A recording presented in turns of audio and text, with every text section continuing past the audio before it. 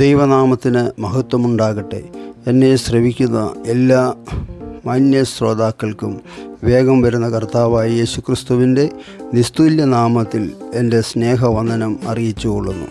അല്പസമയത്തെ വചന ധ്യാനത്തിനാധാരമായി എബ്രായർക്കെഴുതിയ ലേഖനം 9-ാം അധ്യായം 27-ാം വാക്യം നമുക്ക് വായിക്കാം. ഒരിക്കൽ മരിക്കുകയും പിന്നെ ന്യായവിധിയും മനുഷ്യർക്ക് നിയമിച്ചിരിക്കുന്നു.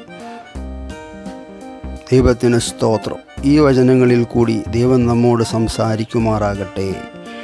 നാം ഇപ്പോൾ വായിച്ചതായ തിരുവചന ഭാഗത്തു നിന്നും നമുക്ക് മനസ്സിലാക്കുവാൻ കഴിയുന്ന 2 കാര്യങ്ങളാണ് മരണവും ന്യായവിധിയും.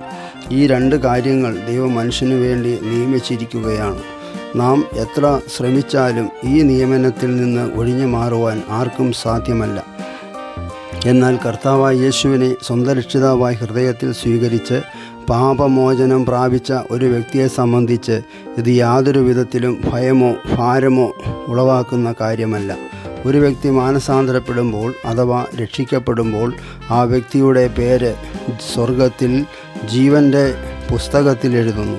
ആ വ്യക്തി ഒരു ദൈവ പൈതലായിത്തീരുന്നു, സ്വർഗരാജ്യത്തിൻ്റെ അവകാശിയായി മാറുന്നു. ദൈവവചനം ഇപ്രകാരം പറയുന്നു. യോഹന്നാൻ എഴുതിയ സുവിശേഷം 11-ാം അധ്യായം 26-ാം വാക്യം. ജീവിച്ചിരുന്ന് എന്നിൽ വിശ്വസിക്കുന്നവൻ ആരും ഒരു നാളും മരിക്കുകയില്ല. എന്നിൽ വിശ്വസിക്കുന്നവൻ മരിച്ചാലും ജീവിക്കും.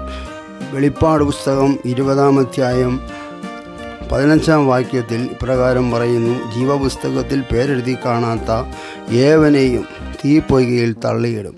എത്ര ഭയാനകരമായ അവസ്ഥയാണിത്. ഈ അവസ്ഥയിൽ ആയിത്തീരുവാൻ നമ്മെക്കുറിച്ച് ദൈവം ആഗ്രഹിക്കുന്നില്ല. പിന്നെ നാം എങ്ങനെ ആയിത്തീരണമെന്നാണ് ദൈവം ആഗ്രഹിക്കുന്നത്? നാം ദൈവമക്കളായി തീരണമെന്നാണ് നമ്മെ ഓരോരുത്തരെയും കുറിച്ചും ദൈവം ആഗ്രഹിക്കുന്നത്.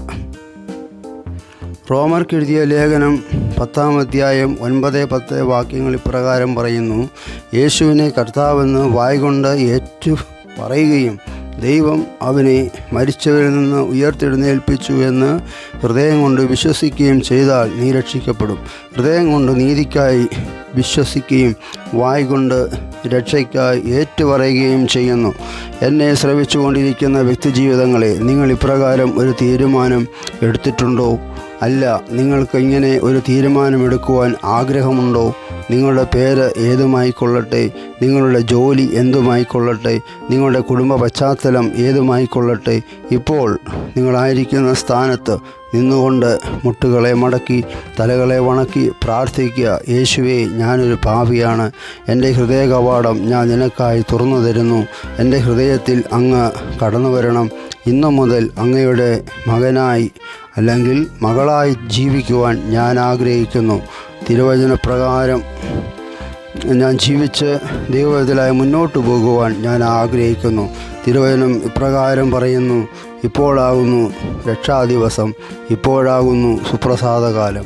ദൈവിക പദ്ധതി പ്രകാരം ഒരുക്കി വച്ചിരിക്കുന്ന നിത്യരക്ഷ നാം കരസ്ഥമാക്കാതെ ഇരുന്നാൽ അഥവാ കരസ്ഥമാക്കി ഇല്ല എങ്കിൽ തീരാനഷ്ടത്തിൽ നാം ചെന്ന് വീഴും. ആ ഒരു അവസ്ഥ വരാതിരിക്കുവാൻ ഇപ്പോൾ തീരുമാനിക്കുക. This is the time. This is the right time for you. മരണം നിശ്ചയമാണ്, സമയം നിശ്ചയമല്ല.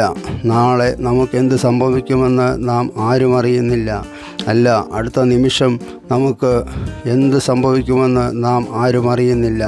ഒന്നും കൂടി പറഞ്ഞാൽ, ഈ നിമിഷം എന്ത് സംഭവിക്കുമെന്ന് നാം ആരും അറിയുന്നില്ല. എന്നാൽ വലിയവനായ ദൈവം നമ്മെ നന്നായി അറിയുന്നു. ആ ദൈവത്തിങ്കിലേക്ക് നമുക്ക് അടുത്തു ചെല്ലാം. യെശയ്യാ പ്രവചനം 1-ാം അധ്യായം അതിൻ്റെ 18-ാം വാക്യം ഇപ്രകാരം പറയുന്നു.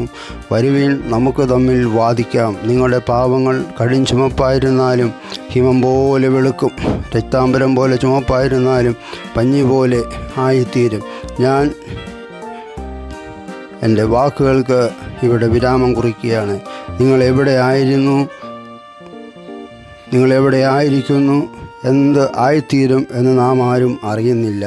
എന്നാൽ ഈ വചനത്തിൻ്റെ മുൻപിൽ നിങ്ങൾ എവിടെ ഇരുന്നു കൊണ്ട് ഈ വചനം കേൾക്കുന്നു എന്ന് എനിക്കറിയില്ല. നിങ്ങൾ ഒരുപക്ഷെ ഭവനത്തിലായിരിക്കാം, അല്ലെങ്കിൽ യാത്രയിലായിരിക്കാം, അല്ലെങ്കിൽ ഓഫീസുകളിലായിരിക്കാം. എവിടെയായിരുന്നാലും തിരുവചനത്തിനു മുൻപിൽ നിങ്ങളെ സമർപ്പിക്കുക, ദൈവത്തോട് പ്രാർത്ഥിക്കുക. പാഴാക്കരുത് ഈ നല്ല അവസരം. യേശുവിങ്കിലേക്ക് കടന്നു വരിക. യേശു താങ്കളെ സ്നേഹിക്കുന്നു. ഈ വചനങ്ങളാൽ ദൈവം നമ്മെ ഓരോരുത്തരെയും അനുഗ്രഹിക്കുമാറാകട്ടെ. Amen. God bless you all. ക്രിസ്തുവിൽ നിങ്ങളുടെ സഹോദരൻ ജോസ് അടൂർ.